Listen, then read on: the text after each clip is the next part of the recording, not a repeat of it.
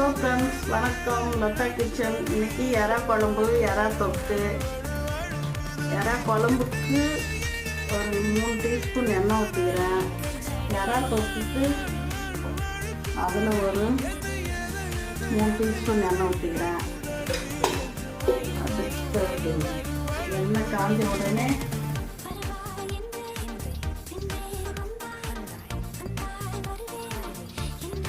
எண்ணெய் காஞ்ச உடனே கடுகு, குழம்பு கடுகு,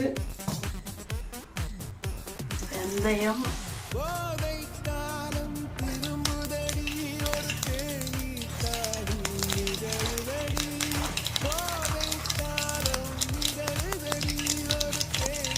கொஞ்சம் வெங்காயம்